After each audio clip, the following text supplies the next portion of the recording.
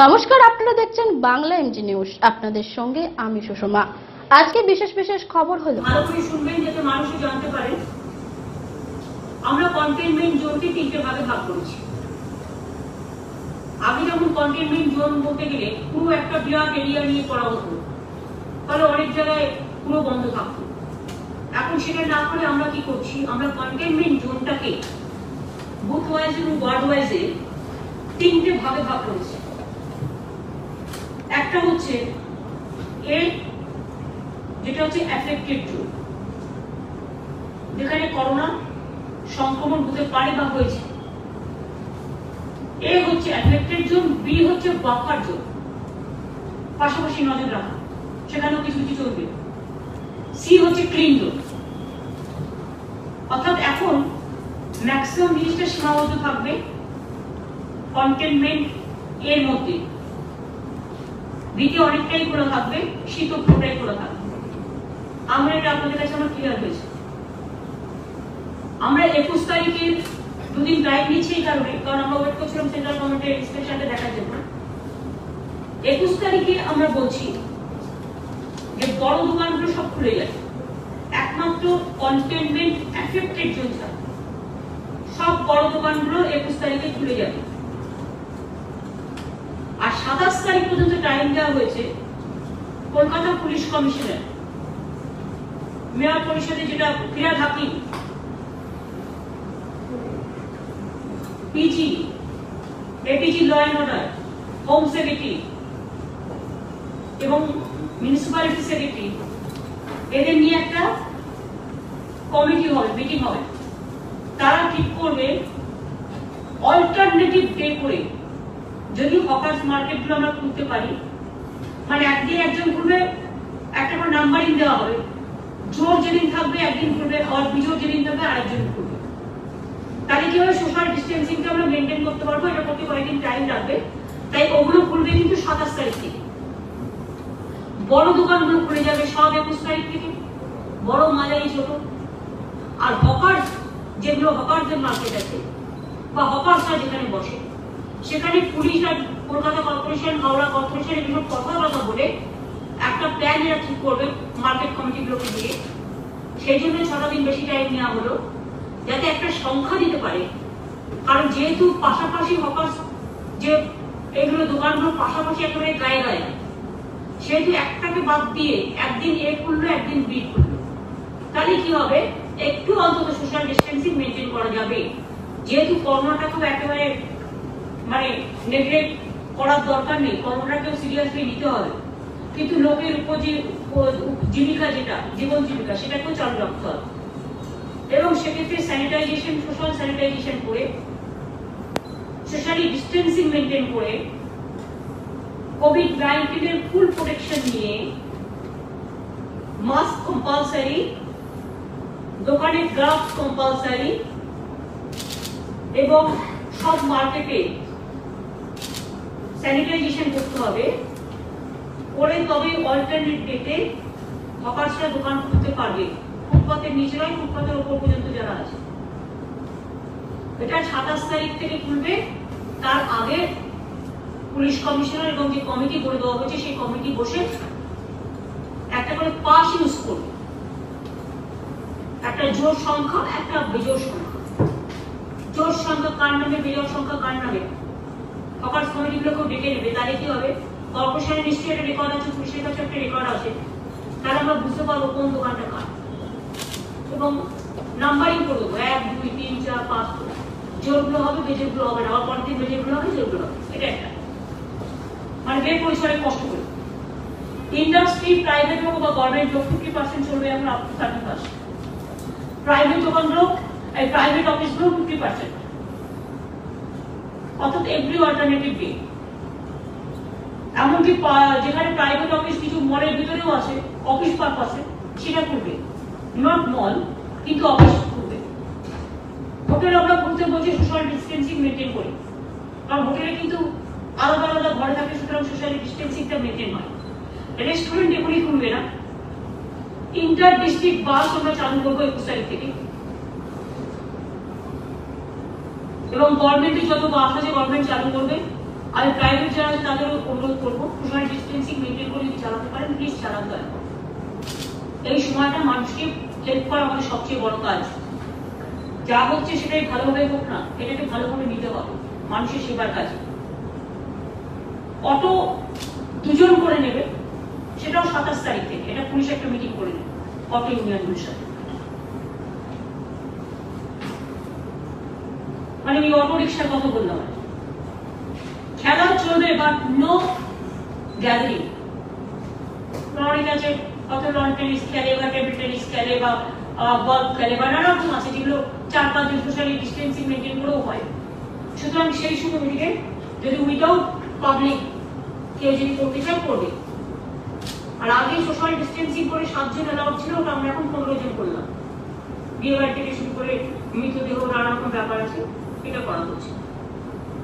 Hair cutting, সেলুনস, beauty parlour এগুলোকে allow করা হচ্ছে, কিন্তু provided socially distancing, social sanitisation.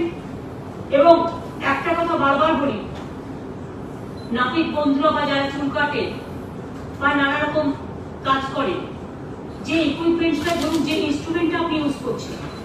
আমি একটা রাজ্যে একটা কেস দেখেছিলাম, নাপিতদের এটা খুলে দেওয়া হয়েছিল বা সেলুনটা একই কাঁচি দিয়ে 6 জনের চুল কেটেছিল, তাহলে 6 জনই কোভিড হয়ে গেছে। প্রত্যেকটা কেস ওয়াইজে তাকে কিন্তু একটা স্যানিটাইজ করে নিতে হবে। কি করে স্যানিটাইজ করে সেটা নাপিতের বন্ধুরা তারা দোকানে জিজ্ঞেস করবেন, তারা বলে দেবে। এবং নাপিত এবং বিউটি পার্লার বিশেষ করে তাদের জন্য একটা গাইডলাইন্স আমাদের দেওয়া উচিত, তারা কিভাবে স্যানিটাইজ করবে। এটা স্টেরোলাইজ অনেক সময় করে নেয়, আপনারা জানেন যে ব্যান্ডেজ ট্যান্ডেজ যেটা অপারেশন বা হসপিটালে ভর্তি হলে করা যায়, এটা কি সিস্টেমে করবে সেটা বলে দেবে।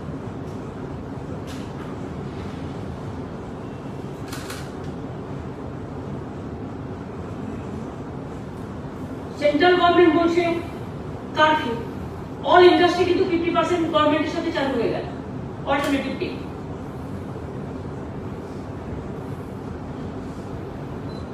আমরা একটা কথা বলছি যে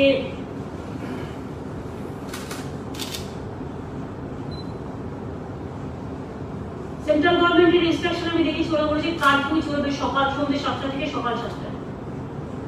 কারফিউটা আমরা দাঙ্গা বলে বা সিরিয়াস কিছু, এটাও সিরিয়াস নো ডাউট, কিন্তু মানুষকে এত দমবন্ধ করে টেনশনে পোয়ানো ঠিক নয়। আমরা 7টা থেকে লকডাউন চলবে, সারাদিনই লকডাউন চলবে, যেভাবে চলছে চলবে। সন্ধ্যে 7টার পরে কেউ বাইরে থাকবেন না, এটা আমাদের কাছে আমাদের অনুরোধ থাকবে। আমরা যাতে কারফিউ আইনটা আপনাদের উপর না বলবৎ হয়, এটা মাথায় রাখবেন।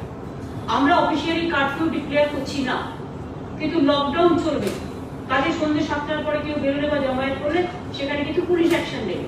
সেটা যাতে না হয়, আপনাদের মুক্ত মনে মুক্ত বিশ্বাসে আমরা বাড়িতে ভালোভাবে থাকার জন্য আমরা অ্যালাউ করলাম। কারফিউ শব্দটা ঠিক ভালো লাগে না, খুব এমার্জেন্সি ছাড়া কারফিউ আমরা কখনো করি না। কাজে সবাই ভালো থাকবেন, এই জন্যই বলছি মনটা ভালো রাখবেন। এবং পাবলিক আমাদের খুব কোঅপারেশন করেছেন, সবাই জনসাধারণ থেকে শুরু করে দোকানদার থেকে শুরু করে স্থানীয় মানুষ সকলে। এবার সামনে ঈদ আছে, আমি সংখ্যালঘু ভাই বোনদের ধন্যবাদ জানাই, কৃতজ্ঞতা জানাই, তারা এই রমজান মাসে খুব কোঅপারেশন করেছে।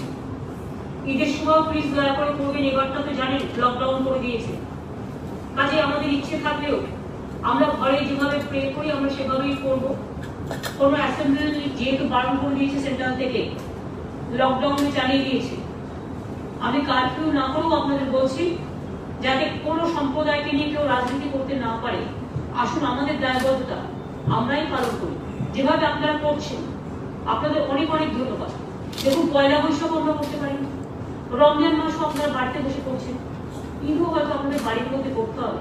আমি জানি এটা মানা খুব কঠিন, কিন্তু আমি এটাও বিশ্বাস করি আপনারাই পারেন এই অবস্থা থেকে যাতে কেউ কোনো চক্রান্ত করতে না পারে, ষড়যন্ত্র করতে না পারে, বদনাম করতে না পারে, অপপ্রচার করতে না পারে, আর বাংলাকে দোষ দিতে না পারে। সেই জন্য আসুন, আমরা সর্বধর্ম সমন্বয়ের মানুষ, আমরা একত্রিত হয়ে আমি আপনাদের আগামী মোবারক, চাঁদ মোবারক জানাচ্ছি। সকলে ভালো থাকুন, সুন্দর থাকুন। আপনাদের ধর্মীয় সম্প্রদায়ের লোকেরাও অনেক দায়িত্বপূর্ণ রেসপন্সিবিলিটি পালন করেছেন। আমি সকলকে, আমার মন্দিরের পুরোহিত থেকে শুরু করে মসজিদের ইমাম থেকে শুরু করে গুরুদ্বারা, গির্জা থেকে শুরু করে আমি সবাইকে কৃতজ্ঞতা জানাচ্ছি। সকলে ভালো থাকুন, সুস্থ থাকুন।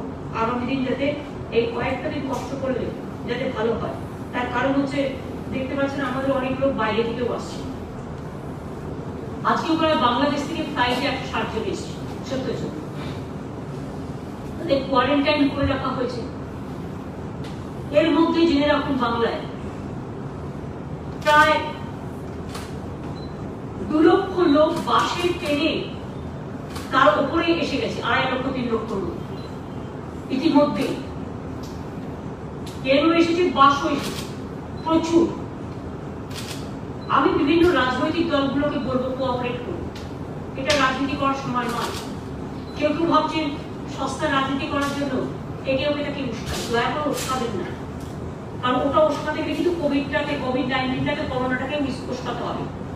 দেশটাও যেমন আমাদের, রাজ্যটাও আমাদের, গ্রামাঞ্চলগুলো আমাদের, শহরাঞ্চলগুলো আর আমাদের, পাড়াগুলো আমাদের, ক্লাবগুলো আমাদের, সবাইকে ভালো থাকতে হবে। তাই একটা সিস্টেমের মধ্যে আমরা চলছি। বর্ডারে যেই আসুক ইনফরমেশন দিয়ে আসবে, যাতে আমরা আপনাদের খোঁজ খবরগুলো রাখতে পারি। সন্ধ্যে 7টা থেকে সকাল 7টার মধ্যে আসবেন না, কারণ লকডাউন চলবে, যেহেতু সেন্ট্রাল গভর্নমেন্ট কারফিউ করে রেখেছে। আমি ট্রেনের কথা আপনাদের আগেই বলেছি, আমাদের ইতিমধ্যেই 10টা ট্রেন, কটা এসছে এর মধ্যে? এর মধ্যে 16টা ট্রেন এসে গেছে।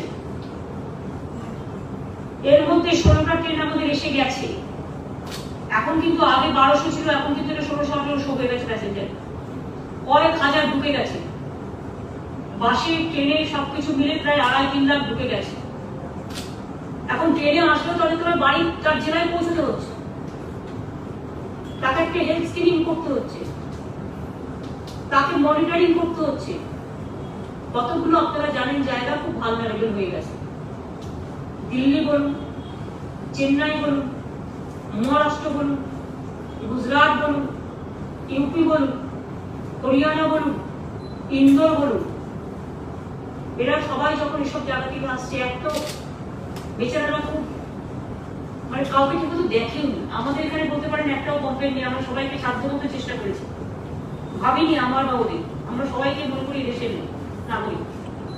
অন্যান্য অনেক জায়গায় খেতে দেয়নি, পাইনি, ভালো করে থাকতে পারিনি, ভালো করে ঘুমোতে পারিনি। মানে যারা মাইগ্রেন্ট ওয়ার্কার, খুব কষ্ট হয়েছে, অনেকে মারা গেছে। কিন্তু আমি তাদের অনুরোধ করবো ধৈর্য হারাবেন না, একটু ধৈর্য করুন। এত লোককে কেউ বলে যে 20 লাখ 25 লাখ, এটা ঠিক নয়। সংখ্যা তো আমাদের কাছেও থাকবে, শুধু বাংলা লোকেরাই সারা ভারতবর্ষে ছিল আর ভারতবর্ষের কোনো লোক আমাদের এখানে নেই, এটা ভাবা ভুল। আমার এখানেও হিন্দিভাষী লোকের সংখ্যা 40% কম নয়, এটা মাথায় রাখবেন। তারাও তো আমার দেশের কোথাও না কোথাও কোনো প্রান্তের লোক। আমরা সবাই চাই এখানে থাকুক, ভালো থাকুক। এমনি আমাদেরও শ্রমিক যারা আছেন, পরিযায়ী শ্রমিক, সব রাজ্যকেই বলবো প্লিজ টেক প্রপার কেয়ার। একদিন আমার ঘরের উপর ফেলে দিলে তো একদিনে অত লোককে আমি কি করে গ্রামে ঢোকাবো? গ্রামের লোকেদের তো একটা রেজিস্ট্যান্স হচ্ছে কখনো কখনো। মনে রাখতে হবে, একটা ট্রেন থেকে আসা মানে যদি একদিনে 5টা ট্রেন আসে, তার মানে 10,000 লোক ঢুকলো। এই 10,000 লোককে গ্রামে পৌঁছানো বা জেলায় পৌঁছানোর ক্যাপাসিটি কি? কোভিড লড়বো না আবার ঝড় আসছে সাইক্লোন লড়বো? কি যেন আমপান না আমপানা, নাকি বাইরে থেকে সব একসাথে এসে ঢুকছে, সব একসাথে তাদের আমি স্ক্রিনিং করবো? কোনটা করতে পারি? রাজ্যে কাউকে তো ভালো থাকতে হবে। রাজ্যের ভালো যারা বোঝেন তাদের কাছে আমার অনুরোধ থাকবে, গভর্নমেন্টকে টাইম দিন প্ল্যানিং করে করতে। এটা আমাদের সবার ব্যাপার। এখন যখন সবাই হুড়মুড় করে একসাথে আসতে চাইছে, আমরা একটা প্ল্যান করেছি। এভাবে অনেককে আমরা নিয়েও এসেছি। কেউ কেউ ঘোড়া জলে মাছ ধরতে নেমেছেন, প্লিজ দয়া করে নামবেন না।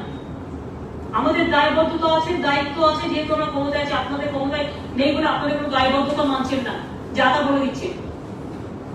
আমরা 105টা ট্রেন বলেছি অলরেডি, প্লাস 15টা এসছে, অর্থাৎ 120টা ট্রেন। 100টা ট্রেনের আমরা অলরেডি অর্ডার দিয়েছি, বুক করেছি। 15টা অলরেডি এসছে, তার মানে 115। আমরা 2-3 দিনের মধ্যে আরো 120টা ট্রেন চাইবো। যাতে 15 দিনের মধ্যে আমরা 5-6টা করে ট্রেন ডেলি নিয়ে আসতে পারি, দেখবো আমরা সেটা রেলকে বলে, এবং এটার খরচা টোটালটাই রাজ্য সরকার বহন করবে। তাহলেও কিন্তু মনে রাখবেন 235টা শুধু ট্রেন আসলো মানে কত লক্ষ লোক ঢুকছে বুঝতে পারছেন তো? 3.5-4 লাখ কোথাটাই ঢুকে যাবে, প্লাস বাসে বাসে আরো কয়েক লক্ষ ধরুন। কেউ কেউ বলছেন বাস পাঠিয়ে দিন, ওখান থেকে নিয়ে আসুন নিজের টাকা দিয়ে। আমি তাদের বলবো নিজেরা একটু কিছু করুন না, এটা রাজ্যের দায়িত্ব। এটা তাই বলা ছিল আগে, প্রথমে বলা হয়েছিল 1 মার্চ, এই হ্যাঁ 1 এপ্রিল না 1 মে বলা হয়েছিল, 1 মে। যে যে রাজ্যে থাকবে মানে মাইগ্রেন্ট ওয়ার্কাররা সেই রাজ্য তার দায়িত্ব নেবে। আমরা দায়িত্ব নিয়েছি, অন্যান্য রাজ্যে যারা ছিল তারা অনেক খেতে পারছে না। এবং আরেকটা দায়িত্ব ছিল, আমার রাজ্য থেকে যদি কেউ যেতে চায় অন্য রাজ্যে, আমি তাকে পৌঁছে দেওয়ার ব্যবস্থা করব। তাহলে অন্য রাজ্যে যারা আছে তাদের আমার রাজ্যে পৌঁছে দেওয়ার দায়িত্ব তাদের। কিন্তু আমরা এটা করছি, অনেকে কিন্তু করছেন না। আমরা কিন্তু ইতিমধ্যে অনেকে পৌঁছে দিয়েছি, এবং মহারাষ্ট্র থেকে রিকোয়েস্ট আছে আমরা পৌঁছে দেবো, ঠিক করেছি। অন্য রাজ্যগুলোও আমাদের কাছে রিকোয়েস্ট থাকবে যে আমরা তো ট্রেনের টিকিটটাও কেটে দিচ্ছি, বাট আপনারাও একটু চেষ্টা করুন, সহযোগিতার হাত বাড়ানো। সবার কথা বলছি, আমিও যেটা করবো আপনিও সেটা করুন, আপনিও যেটা করবেন আমিও সেটা করবো, কোনো ডিফারেন্স নেই, এই দুসময় কোনো ভেদাভেদ নেই। সুতরাং 235টা ট্রেন আমরা 15 দিনের মধ্যে আগে 100টা নিয়ে আমরা প্ল্যান করবো, যাতে রেলওয়ে 15 দিনের মধ্যে এক দিনে 6টা করে ট্রেন ঢোকা মানে প্রায় আমার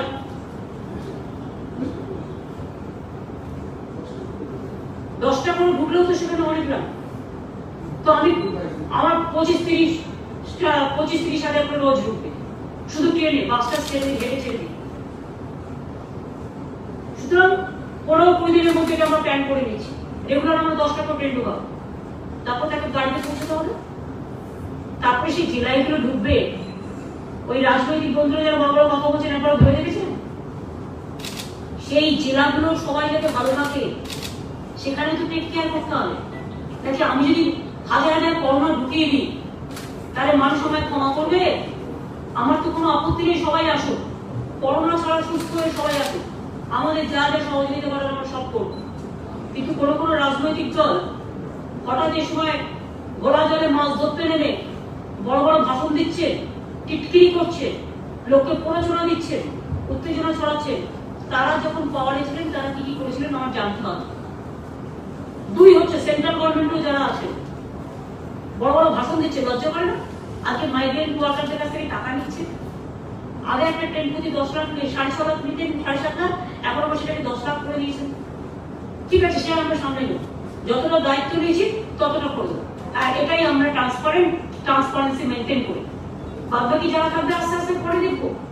আনতে চাই নিশ্চয়ই আমরা যেভাবে আমাকে আসবো, আমার এখানে আসুক, কিন্তু আমাদের গ্রাম বাংলাগুলো কত লোক ঢুকতে পারবে, জেলায় কতগুলো লোকের ক্যাপাসিটি আছে ঢোকানোর, কোন গ্রামে কত বাইরের লোক ঢুকতে পারবে, হট করে যদি ফার্দার কোনো প্রবলেম না হয় সেটাও তো আমাদের দেখতে হবে না। এতে আপনাদের সবার কোঅপারেশন চাইছি, দিস মাচ। আপনাদের বলি, এবার আমাদের সামনে যে গ্রাম বাংলার ইকোনমিক অ্যাক্টিভিটি শুরু হয়ে গেছে এবং আরো বেশি করে ইকোনমিক অ্যাক্টিভিটিও আমরা চাই।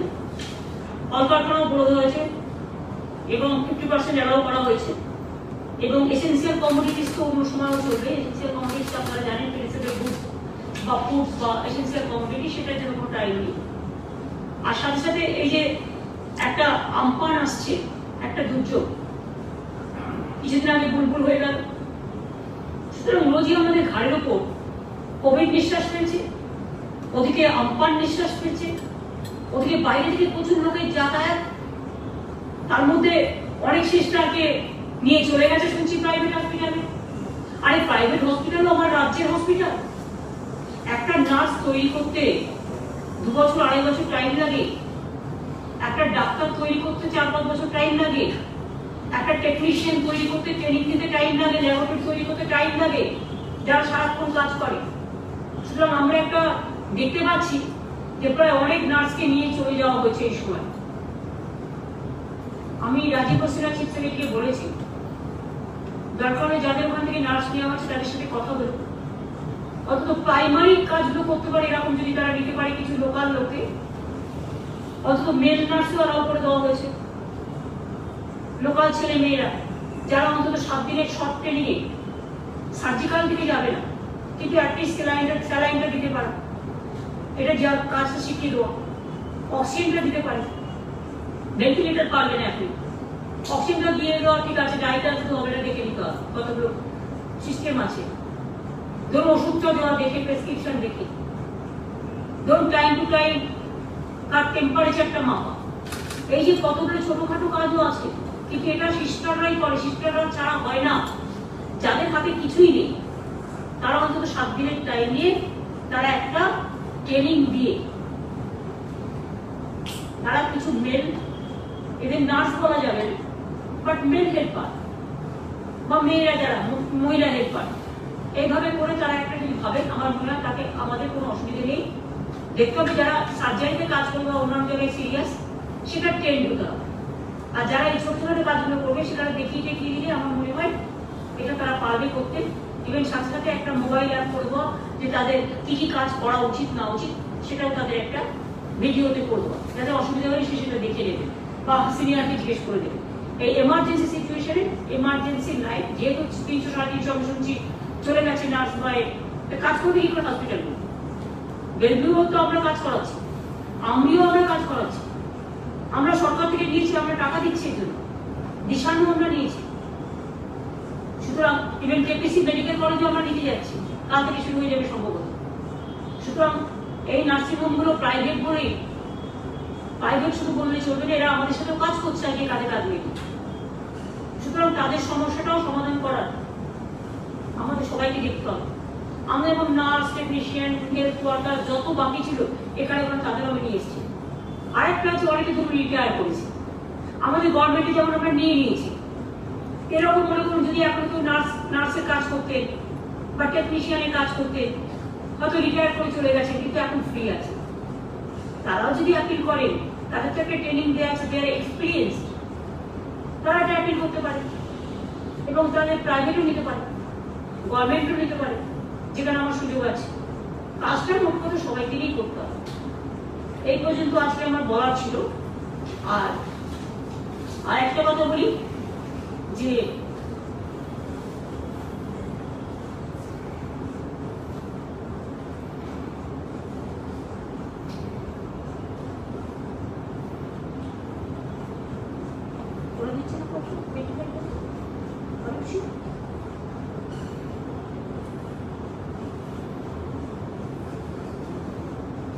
রেলওয়ে যা চেয়েছে সেটা আমরা দিয়ে দিচ্ছি শ্রমিকদের,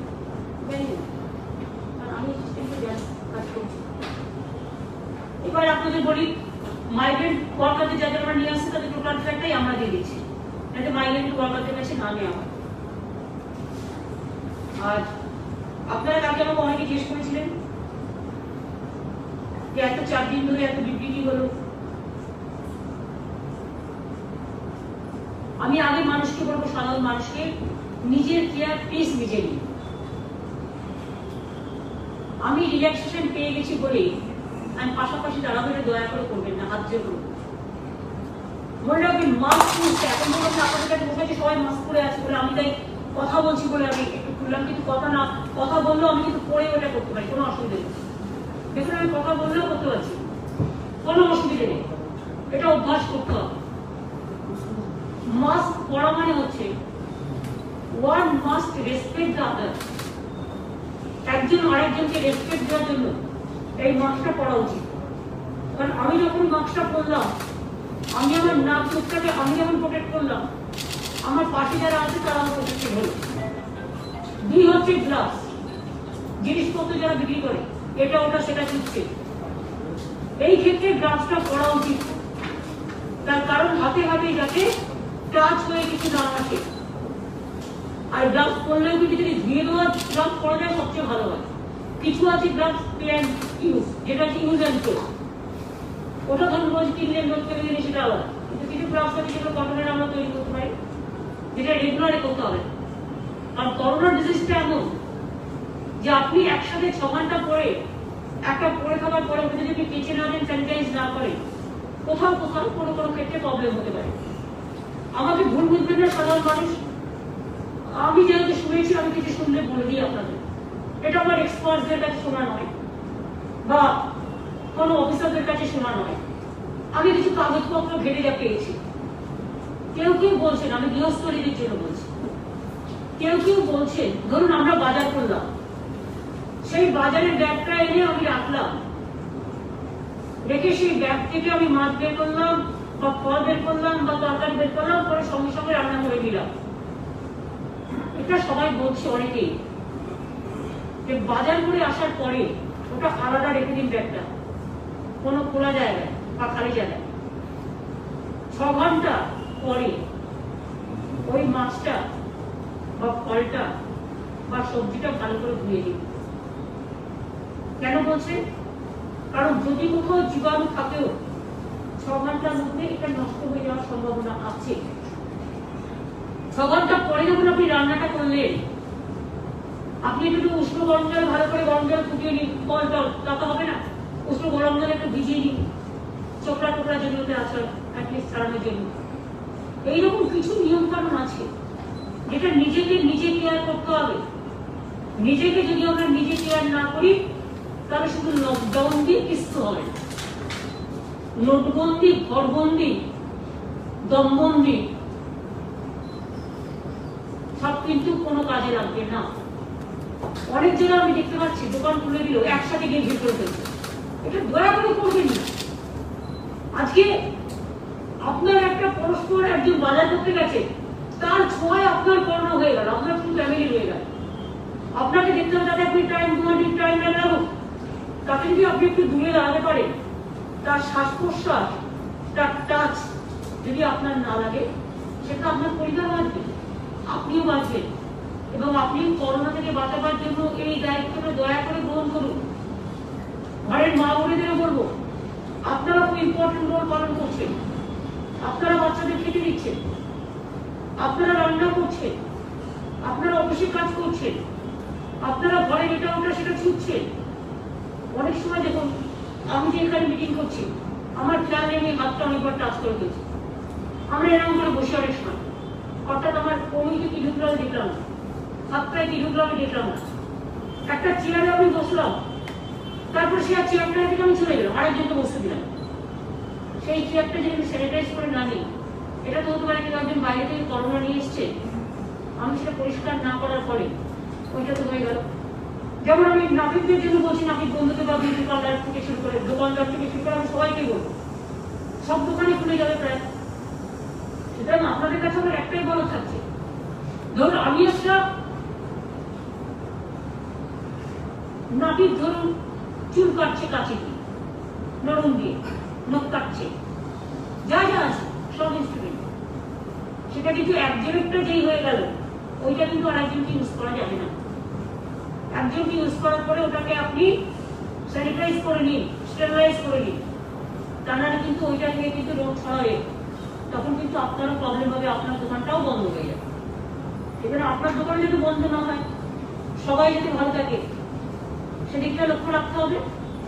আর গ্রাম বাংলাকে আমরা বেশি গুরুত্ব দিচ্ছি, তার কারণ গ্রাম বাংলার মানুষরা কর্মদিবস তৈরি করতে সবচেয়ে বড় পথ দেখায়।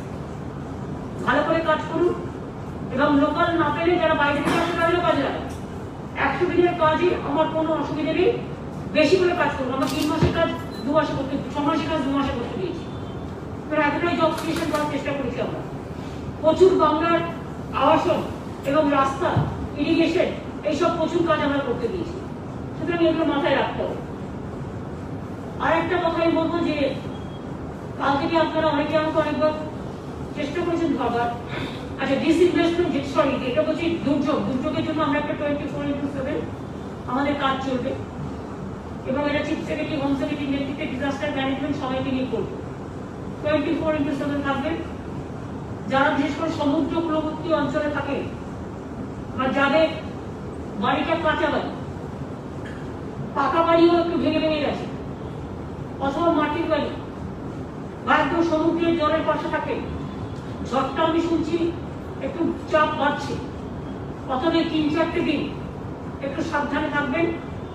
উত্তর 24 পরগনা, দক্ষিণ 24 পরগনা, মিদনাপুর পূর্ব বিশেষ করে যেগুলো সমুদ্রপূর্ববর্তী অঞ্চল তাদের অলরেডি মিটিং করে ইনস্ট্রাকশন দেওয়া হয়েছে যে বুলবুলের ঝড়ে যেমন তাদের সরিয়ে নেওয়া হয়েছিল সেইভাবে মানুষকে একটু বুঝিয়ে, ওখানে অনেক আমাদের সাইক্লোন সেন্টার আছে, সেখানে একটু দেখে নিয়ে সরিয়ে নিয়ে, যেহেতু আর পবিত্র আছে আশেপাশে যাতে কাউকে গ্রাস করতে না পারে সেটাও একটু নজর দিয়ে দেখতে হবে কি আর করা যাবে। সবই একসাথে হয়ে গেছে এই পর্যন্ত, এবং এখানে আমাদের যেমন চলছিল সেরকম চলবে কাজ 24/7। এছাড়াও 21 তারিখ থেকে দোকান টোকানগুলো শুনবে। আর হকার্সদের আমি বলছি মিটিং করে হকার্স এবং অটো এই দুটো 27 তারিখ থেকে 31 তারিখ পর্যন্ত আপাতত লকডাউন চলছে। 7টা থেকে সকাল 7টা থেকে সন্ধ্যে 7টা পর্যন্ত লকডাউন আরো স্ট্রিক্টলি থাকবে, কেউ দয়া করে বেরোবেন না। আর বাদবাকি সময়ও লকডাউন মেনটেন করে, সোশ্যালি ডিস্টেন্সিং মেনটেন করে চলুন, তাহলে আপনারও জীবন জীবিকা বাঁচবে। আর সরকারকেও এমন কোনো পদক্ষেপ নিতে হবে না যাতে মানুষের কোনো প্রবলেম হয়। আমরা কোনো প্রবলেম কখনো করতে চাই না, আমরা মনে করি মানুষকে বাদ দিয়ে কিছু হয় না। তাই কথায় কথায় বুলডোজ করা, কথায় কথায় কারফিউ করা, কথায় কথায় এমার্জেন্সি লাইক সিচুয়েশন করার পক্ষপাতী আমরা নই। কিন্তু যেক্ষেত্রে আমাদের বাধ্য হতে হবে, আপনার কোনো আচরণ যদি বাধ্য করে সেক্ষেত্রে আমাকে আইন শৃঙ্খলাটা কন্ট্রোল করতে হবে। অনেকে আপনারা জানেন এখানে বাংলা ভালো থাকুক চায়, তারা নানা রকম করে ঠিক করে একটা দাঙ্গা লাগিয়ে দিল, গিয়ে সারাক্ষণ সোশ্যাল নেটওয়ার্কে বলে বেড়াচ্ছে নিজেই দাঙ্গালে, চোর চুরিও করছে, গৃহস্থকে সজাগ থাকতেও বলছে। এটাই যেন আমরা কেউ কোনো প্ররোচনার পা না দিই, সবকিছু যেন ভালোভাবে হয়ে যায়। আরেকটা কথা বলি, 4 দিন ধরে আপনারা অনেক রসগোল্লা, রাজভোগ, বিরিয়ানি, বোঁদে, ঘিজাম অনেক কিছু দেখলেন। 4 দিনের 4 রকম প্রেস স্টেটমেন্ট, ঘন্টার পর ঘন্টা সব রাজ্যকে নাকি ওরা 3 থেকে 5% এফআরডিএম বাড়িয়ে দিচ্ছে। এবার আমি আপনাদের বলি, অ্যাকচুয়াল কিন্তু আমরা পাবো অনলি 0.5%। 2.5% কেন পাবো না? 1.5% কেন পাবো না? কতগুলো কন্ডিশন দেওয়া হয়েছে, শর্ত। সেই শর্তগুলো যদি আমি মানি তাহলে আমার রাজ্যের ফেডারেল সিস্টেম চলে যাবে। আর যদি আমি না মানি তাহলে আমি পাবো না। আমি মনে করি বেটার মাথা নত না করে চিত্ত যেটা ভয় শূন্য মাথা উঁচু করে চলা। রাজ্য সরকারের কাজে অহেতুক ইন্টারফেয়ার করা। এই সময় অনেকে দেখেছেন অনেক রাজ্যে পেট্রোলের দাম, পেট্রোলের উপর ট্যাক্স বসিয়েছে, আমরা তো করি। অনেক স্টেট যারা ভাষণ দিচ্ছে তাদের স্টেটেরাও 25% স্যালারি কেটেছে গভর্নমেন্টের, কোথাও 50% ডিএ ফ্রি। তারপরে কোথাও কোথাও আমরা শুনছি মাসে 1 দিন করে মাইনে, মানে 12 মাসে মাইনে কাটবে, 12 মাসে 1 মাসে মাইনে কাটবে। আমরা কিন্তু একটাও এ ধরনের কোনো সিদ্ধান্ত নিইনি যা মানুষের বিপক্ষে যাবে। কিন্তু তার মধ্যে যদি আমার বলে তোমার পাওয়ারটা, বিদ্যুৎটা আমি সব নিয়ে নেবো আমার কন্ট্রোলে, রাজ্যের হাতে কিছু থাকবে না, আমি বলবো পারবো, আমার টাকা চাই না তোমাদের এরকমটা। আমার যদি বলা হয় তুমি এক্ষুনি লোকের উপর ট্যাক্স নিয়ে ওই আরবান ট্যাক্সটা বাড়াও, কলকাতা শহরের উপর, হাওড়া শহরের উপর, সব মিউনিসিপ্যালিটি এরিয়া, আমি বলবো পারবো। তৃতীয়ত আমায় যদি বলা হয় যে ডেটা দিতে হবে তাদের, তার কারণ তারা ছবি দিয়ে পাঠাবে আর তাদের প্রতীক দিয়ে পাঠাবে, তাই আমাকে তাদের কথা মতো মেনে নিয়ে আমাকে পিডিএসটাও বিলিয়ে দিতে হবে, পারবো না। যতক্ষণ থাকবো, যতদিন থাকবো, মানুষের বিরুদ্ধে করে আমি ক্ষমতা চাই না। মানুষের সাথে থেকে যে ক্ষমতা লাভবান হয় আমি সেই ক্ষমতা করতে, আমি মানবিক বুক নিয়ে রাজনীতি করি। আমি ইলেকশনের সময় একরকম আর ইলেকশনের বাইরে একরকম, এটা আমরা করি না। এবং সেই জন্য আপনাদের কাছে বলছি যে ওটা আরেকটা অশ্বডিম্ব, 4 দিনে 4টে বড় জিরো, এই বিগ জিরো, কিছু নাই। না আছে রাজভোগ, না আছে রসগোল্লা, না আছে জিলিপি, আছে শুধু কাজ করা। এই হচ্ছে আমার ওপিনিয়ন, এটা আমি আপনাদের বলে দিলাম, কারণ এটা নিয়ে যা বলা হয়েছে টোটালটাই মিথ্যে।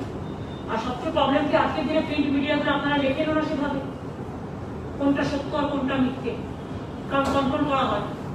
তাহলে মিথ্যেটাই জনগণের কাছে সত্য হিসেবে আপনারা অনেকেই প্রতিষ্ঠিত করেন, ন্যাশনাল চ্যানেলগুলো তো করেই, সারা রাত ফোন করে যাচ্ছে।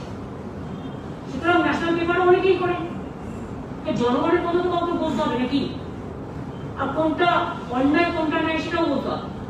কাজে আমাদের ভাগ্যে কোভিড-19 যে দুর্যোগ তা সামলাতে কিচ্ছু পাইনি, এটাই আপনাদের বলি, এটাই আমার সর্বশেষ। আমি 3টে কোশ্চেনের উত্তর দেবো, সবাইকে নয়, অনলি 3% আমি উত্তর দেবো। দিদি বলবো, দিদি আমি চন্দ্রপ্রভু আনন্দবাজার পত্রিকা। কেন্দ্র তো কিছু দেয়নি, উপরন্তু বুলবুলের টাকাটাও পুরোটা পাওয়া যায়নি বলে শোনা যাচ্ছে। আপনি কি কাইন্ডলি বলবেন যে বুলবুল বাবদ কত টাকা দিয়েছে কেন্দ্র এখনো পর্যন্ত? কারণ আরেকটা ঘূর্ণিঝড় আসতে চলেছে, সাংঘাতিক বিপর্যয় হতে পারে আশঙ্কা রয়েছে। তো এই পরিস্থিতিতে রাজ্য ওরা কি করছে, ওরা বলেছে তোমাদের কাছে ডিজাস্টারের একটা ফান্ড স্টেটের কাছে থাকে অলওয়েজ। আগে যেটা হচ্ছে ডিজাস্টার হলো, এটা কিন্তু আগে একবার 1.5 বছর, সেই টাকাটা থেকেও বলছে তুমি অন্য কাজ করো।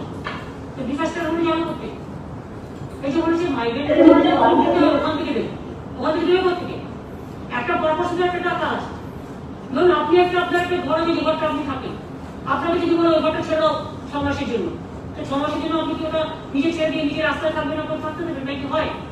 সুতরাং এগুলো চিরকালই হয়, আমি এখনই এটা নিয়ে কিছু বলবো না। দিদি আমি রফিক দা ওয়াল থেকে বলছি। আমি ডিজিটালের উত্তর দেবো না, এখানে দেওয়ার সময় ডিজিটাল তারা আমাকে বলেছে যে একটা বললে অন্যরা আছে তারা উত্তর চায়, সুতরাং একজনকে আমি বলবো না, কারণ তুমি কিন্তু যে সাংবাদিক হিসেবে এখানে ছেড়ে যেতে পারে সেটাই তুমি এখন নেই। আমি যখন বলবো ডিজিটালকে সবাইকে বলবো, আমি একজনকে করবো। দিদি মনীষকৃত নিয়ে সিএন নিউজ, সেটা হচ্ছে যে এই যে 52,000 কোটি টাকা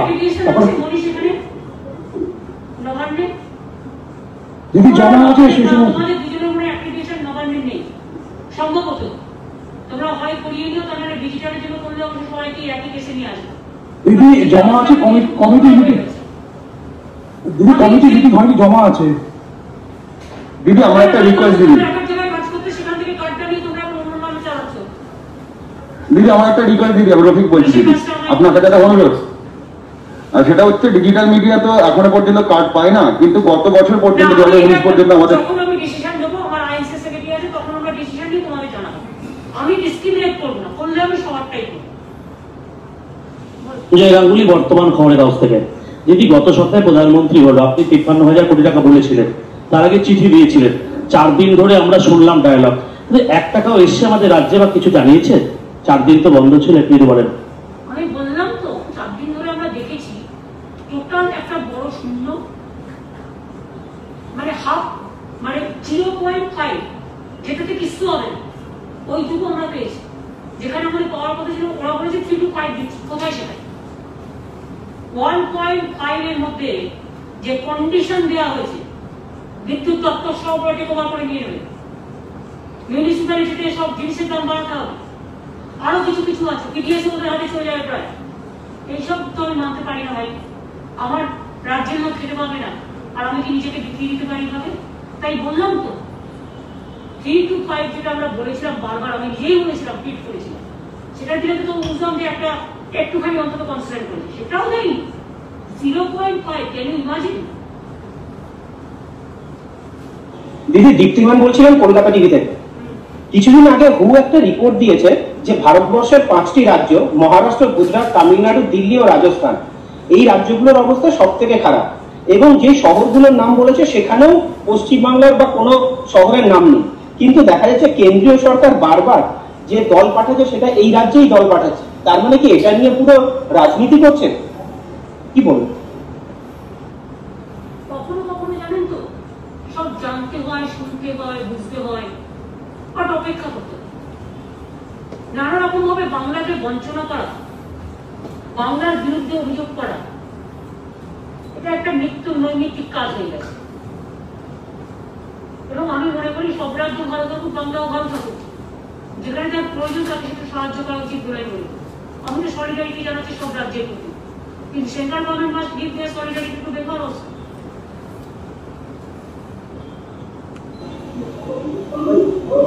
দিদি, কেন্দ্রীয় সরকার এই গত 4 দিন ধরে আমরা যেটা দেখলাম সেখানে কোনো রকম কোনো আর্থিক সহায়তার কথা কোনো স্তরেই বলা হয়নি। উল্টে আমাদের রাজ্যে আপনি যা হিসেব দিচ্ছেন, প্রতিদিন যে হারে মানুষ আসছেন তারা বেকার অবস্থায় আসবেন এবং তারা সত্যিকারের অন্যান্য রাজ্যগুলোতে অত্যন্ত দুরবস্থার পর থেকে তারা এই রাজ্যে আসছেন। অনেকে এটাও বলছেন যে আর ফিরে যাব না। এতগুলো মানুষের কর্মসংস্থানের সুযোগ,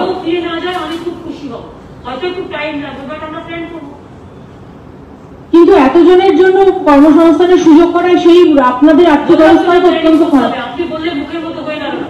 আপনারা দেখছেন নিজেদের সব চাকরি চলে যাচ্ছে, মিডিয়ার লোক চাকরি গেছে, কেউ তো বলতেও পারে না। সব মিডিয়া সিস্টেম বেশিরভাগ হাউসে 30%, 15% ভলেন্টারি করো, অথবা চাকরি চলে গেছে, অনেকেরই গেছে। আমরা সেটা করি। আমি একটু বিশ্বাস করি আমরা আধখানা রুটি খেলে সেই আধখানা রুটির থেকে একটা অংশ আমরা তাদেরও ভাগ দেবো, যেহেতু তারা আমাদেরই রাজ্যে ফিরে আসছেন এবং তারা থাকতে চেয়েছেন। আমি খুশি। আমি চাইবো ওরা যেন কখনো না যায়। তাকে হয়তো একটু টাইম লাগতে পারে, টাইমে আমরা প্ল্যানিং করে নেবো, no problem. Ma'am, Tamal this side from Times Now. Ma'am, I have 2 questions, ma'am. No, you can ask me one question only. Okay. Ma'am, the lockdown which has been extended till 31st of May, does it reflect failure on part of central government? Initially, they did not consult with the state government, and one after the other, the lockdown has been extended. And do you also think the Disaster Management Act has been misused against states' federal structure to, in a way, corner states? If you think so, do you think the Disaster Management Act needs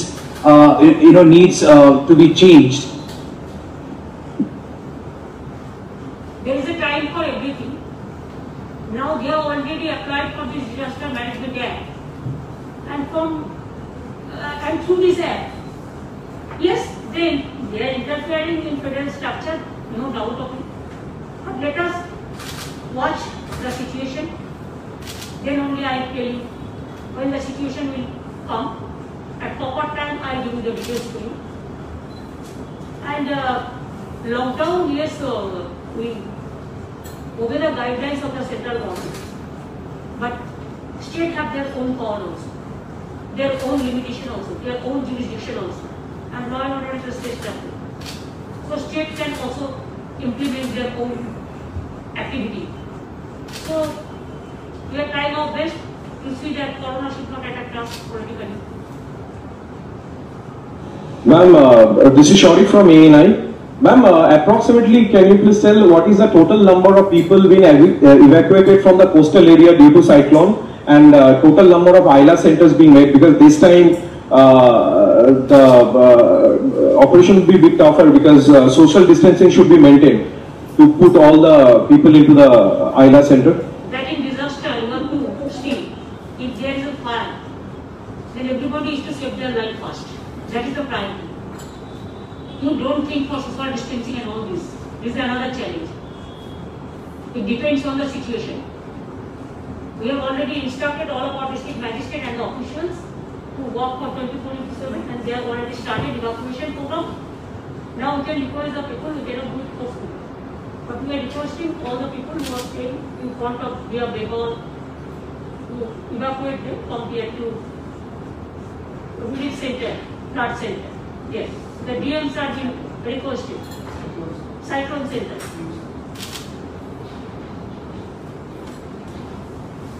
Now we have 3 types of emergency. One is COVID-19. Second is migrant workers, they are coming on. Because I have to give the buses for reaching their district. Number 3, this cyclone. These 3. Let us see who is more powerful. But I believe that at the end of the day, people is more powerful. With the blessings of people and Dua and Ashirwad, Shneho Bhalabasha, Amra Jitbo, এটা আমি বলবো। Thank you, Monish. Monish, now to get a question. Don't take option. আমার একটা ছিল। Question করে শুনেছেন বলো। তোমাদের কার্ডগুলো দিদি, একটা আপনার কাছে অনুরোধ, যতদিন না এই কার্ড সিস্টেমে আসছে আমাকে এখানে আসার অনুমতি আপনি দিন। এটা আমি করতে পারবো না, তোমাদের অ্যাপ্লিকেশন কমিটি আছে, প্লিজ টক টু বিশ্ব মজুমদার নাথ, স্যার আমি ইন্টারফেয়ার করব না তোমাদের কমিটিতে, তুমি ওদের সাথে কথা বলো। হ্যাঁ, এটা ঠিক আছে। আচ্ছা দিদি, যেটা বলতে চাইছিলাম সেটা হচ্ছে যে এই যে এতগুলো টাকা পাওনা আছে আমাদের রাজ্যে, এই কোভিডে এখনো পর্যন্ত কিছু দেওয়া হয়নি, 4 দিন ধরে প্রেস কনফারেন্সে কিছুই হলো না আলটিমেটলি, তাহলে এই মুহূর্তে এটাকে আপনি কিভাবে দেখবেন? এটাকে রাজনীতি নাকি কেন্দ্রের বঞ্চনা আমাদের রাজ্যে? প্রেস কনফারেন্সে যা বলা হচ্ছে তো পাবলিসিটি পেয়েছে। তোমরা তো সারাক্ষণ 2 ঘন্টা 3 ঘন্টা 4 ঘন্টা, তোমাদের তো কিছু খবর নাই, তোমরা সারাক্ষণ ওইটাই করে যাচ্ছ। তাতে বলছে সিরিয়ালগুলোর পপুলারিটি বেড়েছে। দিদি আশাপুর বলছিলাম যে আপনি যখন রাজ্যের প্রাপ্য মর্যাদার কথা বারবার বলছেন, যুক্তরাষ্ট্রীয় কাঠামো রক্ষা করার কথা বলছেন, তখন আজকেও যে দিল্লিতে অমিত শাহর যে বৈঠক হয়েছে আমপান নিয়ে, তাতে রেসিডেন্ট কমিশনারকে ডাকা হয়েছে এবং আমরা যেটা জানতে পারলাম সেক্ষেত্রে রাজ্যকে অগোচরে রেখে অন্ধকারে রেখে এটা করা হয়েছে। এটাকে আপনি কিভাবে দেখছেন? অ্যাকচুয়ালি আমরা ইনফরমেশনটা পেয়েছি, তার কারণ হচ্ছে আমিও কিছু জানি না, সিএসও কিছু জানি না। নিয়ম হচ্ছে যদি রাজ্যের কোনো সরকারের কোনো অফিসারকে ডাকতে হয় সেটা ফুল সেক্রেটারি, চিফ সেক্রেটারি ডাকতে হয়। চিফ সেক্রেটারি হোম সেক্রেটারি অনেক সময় আমার সাথে আলোচনা করে। কিন্তু আমি যখন দেখলাম যে একটা মিটিং হচ্ছে, ডিজাস্টারের meeting is okay, that is not the problem, কিন্তু প্রোটোকল মেনে এটা করা হয়, যেটা হচ্ছে যে তোমাকে একটা সিস্টেম মেনটেন করতে হবে। তোমার কাগজে তোমার যদি আমায় কিছু বলতে হয়, তোমার নিউজ এডিটারকে আমি বলবো, তোমাকে হয়তো সামনাসামনি বলবো, আমার তাদের থ্রুতে তোমাকে আমি কোথাও একটা ইনভাইট করছি, তুমি করলে কি করলে না সেটা তুমি জিজ্ঞেস করে নিতে হবে। সেরকম স্টেটেও মনে রাখতে হবে চিফ সেক্রেটারি আছে, হোম সেক্রেটারি আছে, চিফ মিনিস্টার আছে। Neither is been asked. Just residential কমিশনারকে ডেকে নেওয়া যায়, আমি কখনো শুনিনি ভাই। আমাকেও আইনটা ভালো করে দেখতে হবে। এটা আনকনস্টিটিউশনাল বলবো কিনা আমি জানি না, প্রোটোকলতে নেই এবং এটা অসৌজন্য। এবং আমি মনে করি যে সামলাবে রাজ্য, সবটাই করেছে রাজ্য। ইতিমধ্যে বিভিন্ন জেলায় দুর্যোগ টিম থেকে শুরু করে এসডিআরএফ, এনডিআরএফ সব পাঠানো হয়েছে, অথচ একজন রেসিডেন্সিয়াল কমিশনারকে ডেকে তিনি কি করবেন? তিনি রাজ্য চালাবেন? এটা আমার মনে হয় হোম মিনিস্টারকে আইদার কেউ মিসলিড করেছে, ওর ভগবানই জানে।